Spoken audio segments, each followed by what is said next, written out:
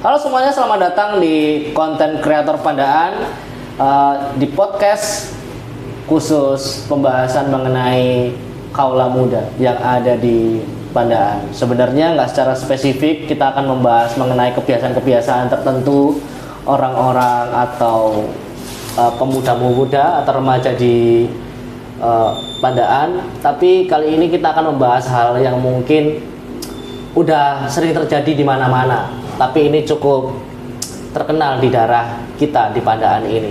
Bersama saya, Levin dan Pak Bowo akan menemani perbincangan kita pada video kali ini. Jadi kita akan membahas mengenai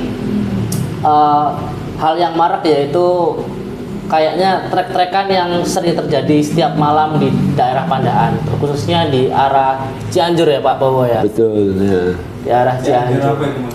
Cianjur, di depan rumah makan Cianjur. Ya, di tempat rumah makan Cianjur. Mungkin beberapa teman-teman yang asli Pandaan, kalau saya ngomong Cianjur, udah pasti tahu dong kalau itu rumah makan. Bukan yang ada di Jawa Barat itu. Jadi begini Pak, kalau kita lihat lokasinya Pak Bowo ini dengan rumah makan Cianjur itu cukup dekat. Dekat sekali. Dekat sekali. Kira-kira Pak, kalau ada orang-orang atau anak muda yang biasa trek-trekan itu sekitar jam berapa dan itu mengganggu nggak buat Pak Bowo? Ya, selamat malam. Kalau yang saya amati, mereka biasanya memulainya ya ada jam 11 malam.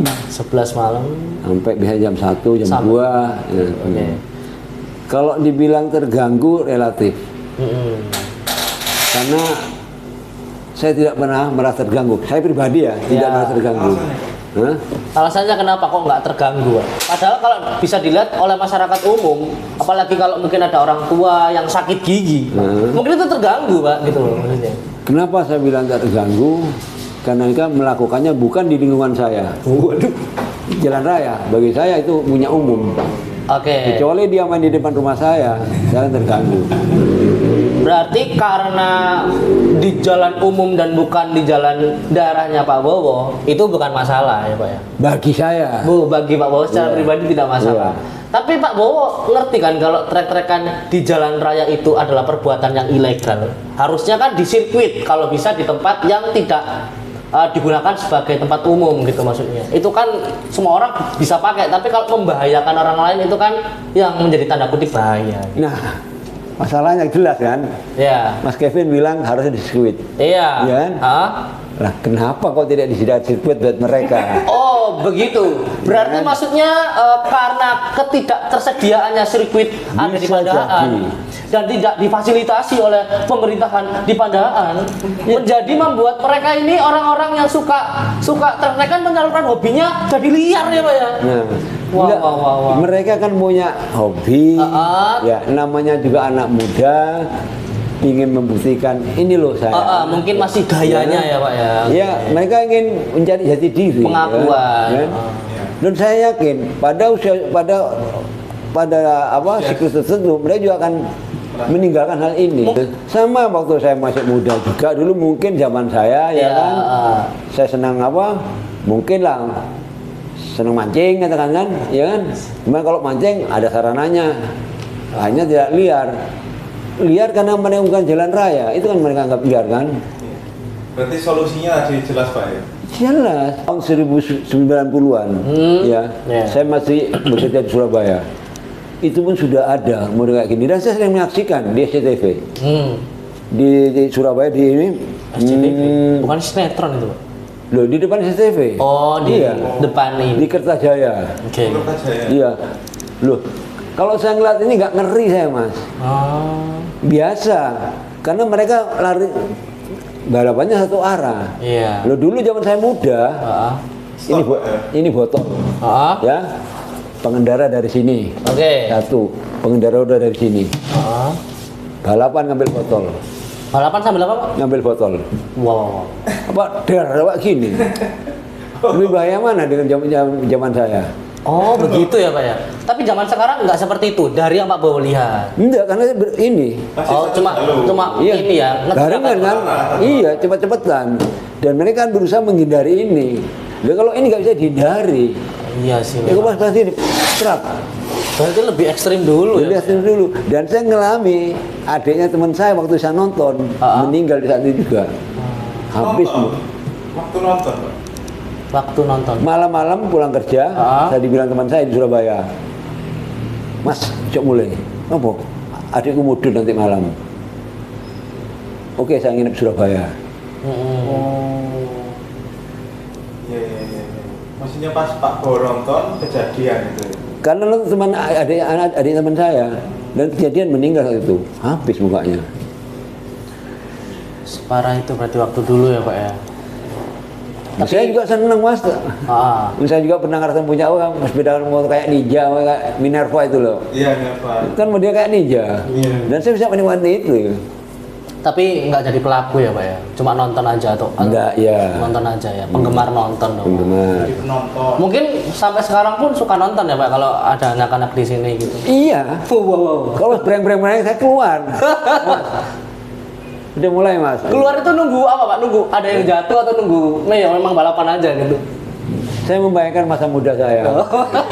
Tapi kan Bapak waktu muda nggak seperti itu, cuma nonton aja waktu itu. Cuma bukan dengan janji pelaku kan, tadi ceritanya gitu. Saya kan menikmati waktu saya nonton masa muda. Suasananya, Iya. suasananya. Jadi nostalgia. Berarti Pak Bowo nggak merasa terganggu secara pribadi karena itu jauh dari lingkungannya Pak Bowo. Gitu. Solusinya tadi. Ya kalau dilihat-lihat memang mungkin Ya, kita ya, bisa. ini buatkan arena. Iya kita bisa mungkin kalau ada Bapak Ibu pemerintahan yang Dulu mendengar, kalau nggak salah sempat ada wacana dulu kan.